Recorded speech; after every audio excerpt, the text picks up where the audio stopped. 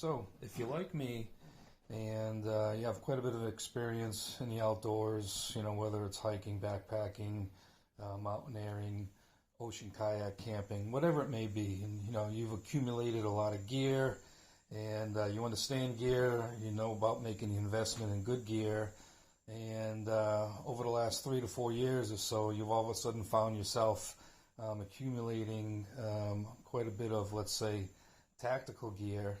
And you find yourself maybe asking the question like I have, and how often am I actually going to really be able to use this stuff, and is there a way that I can, let's say, get this equipment to cross over and be used recreationally with the family, to kind of keep that balance.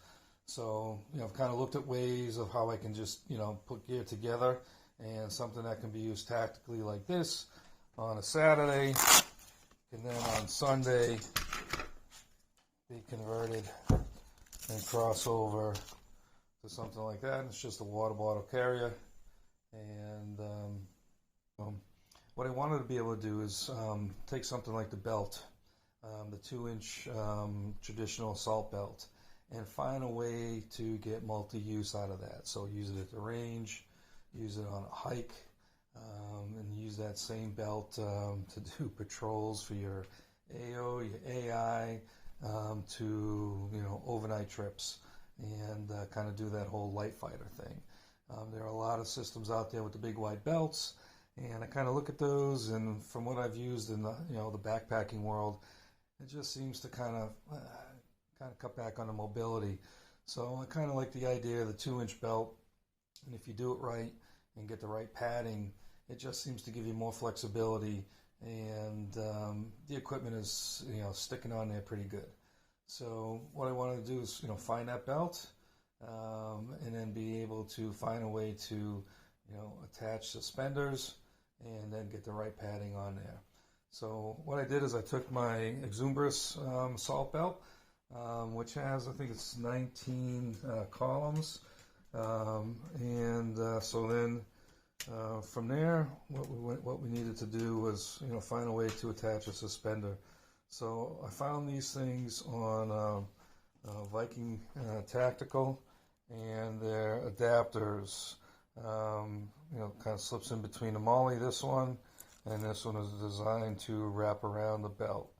So on this belt, we're going to actually use both methods, because the belt, wasn't really designed to carry a bunch of columns for load bearing. So, we're going to do a little DIY here. So basically, first thing you got to do is, and the great thing about this too is you don't lose any columns.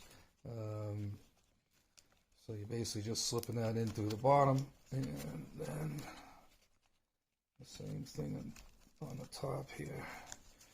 You can see how tight this is done. All right, there we go.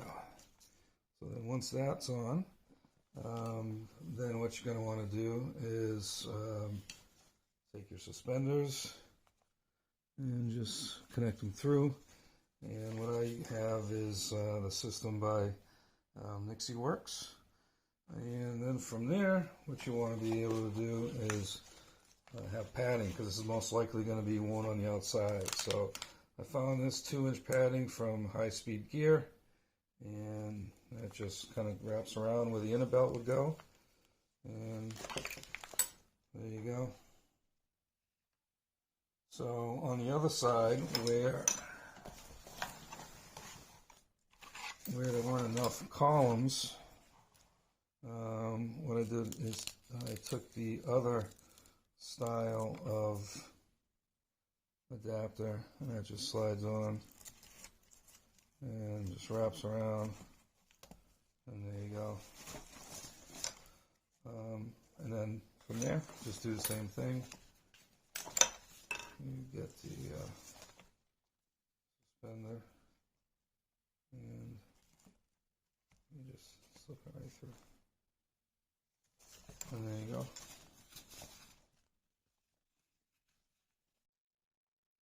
And then with your other style belts, like this one here from Defense Mechanisms, where the webbing is on the inside of the belt.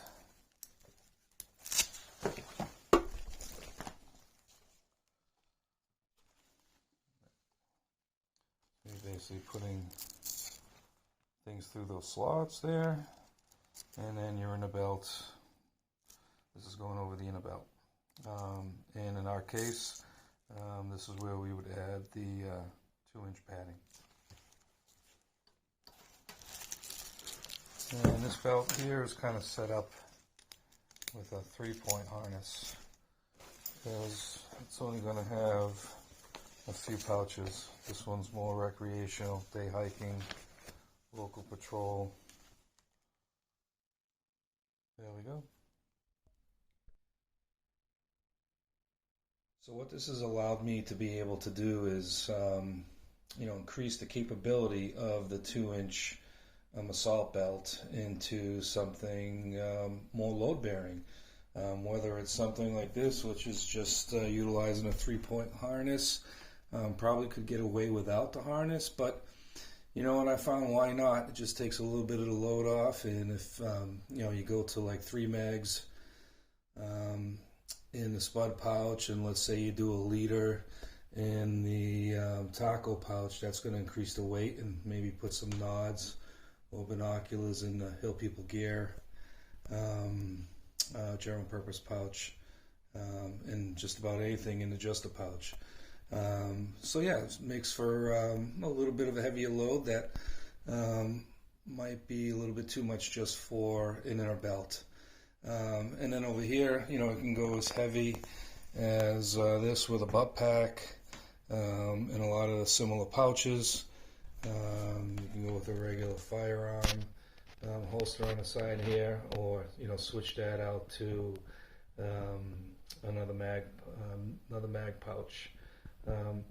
So you can do something like this, and if you get more rows or more columns, like this one here, which I think has 22, I can actually make this one a much heavier loadout, utilizing the the 6-point harness from Nixieworks, and I do believe in the 6 points over just the 4-point harness. So there we go.